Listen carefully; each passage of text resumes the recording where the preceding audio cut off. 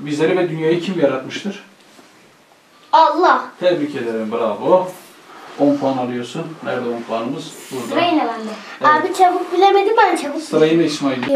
1. Hazır mısın? Sorun geliyor. Müslümanların kaç dini bayramı vardır? Hı? Kaç tane bayramımız vardır bizim? Ramazan bayramı, Evet. Kurban bayramı. 10 puan. Yine mi? Virüs yüzünden tatil değil mi?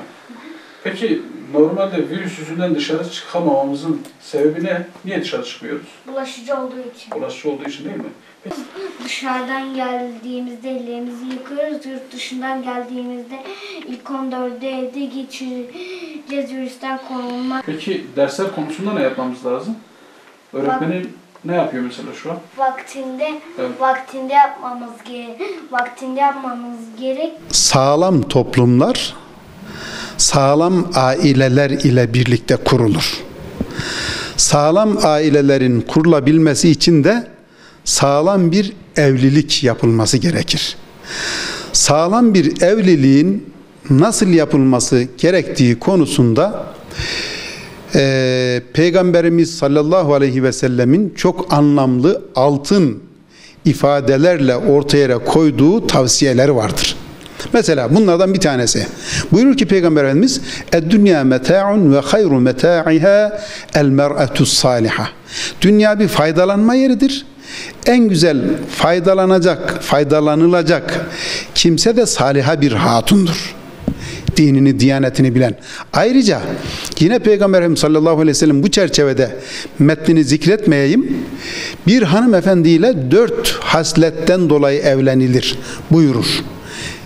1. Dini güzelliği için, malı için, soyu sopun yani nesebi için, bir de dini için. Allah Resulü buyuruyor ki "Fazfar bizâti din terbet yedek."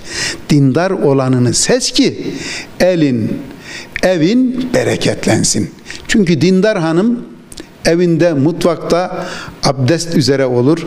Bulgurun başına varır, abdestlidir, bereket olur.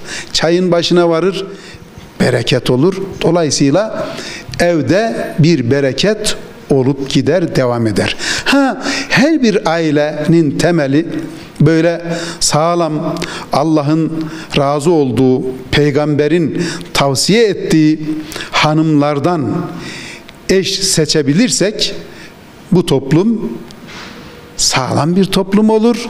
Hırsızlığın, arsızlığın, dolandırıcılığın, tefeciliğin, her türlü gayri ahlaki, gayri meşru fiil ve davranışlardan uzak bir toplum olmuş olur. Toplumda boşanma sayıları evlenme sayılarının önüne geçti. Bunlar yapılan inceleme, araştırma neticesinde ortadaki bir durumdur. Neden? Hatta uzmanların ifadesine göre daha ziyade ayrılma hadisesi evliliğin ilk 5 yılında.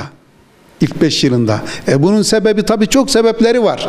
Şimdi işte flört ediliyor, tanışma evresinden bahsediliyor.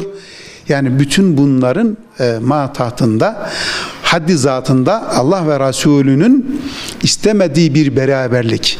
Yani şunu da ifade etmek gerekiyor. Bu da çok önemli. Yani sağlam bir ailenin temelini aslında nikah oluşturuyordur. Yani nikahsız birlikteliklerden aileler oluşmaz. Geçici hevesler oluşur. O da kısa bir zaman sonra ailelerin çözülmesine sebep olur. Neden olur ki bundan son derece kaçınmamız lazım. Elhamdülillahillezî enzele ala abdihil kitâbe ve lem yec'al lehu iveca. إذ أوى الفدية إلى الكهف فقالوا ربنا آتنا من لدنك رحمة وهيئ لنا من أمرنا رشدا.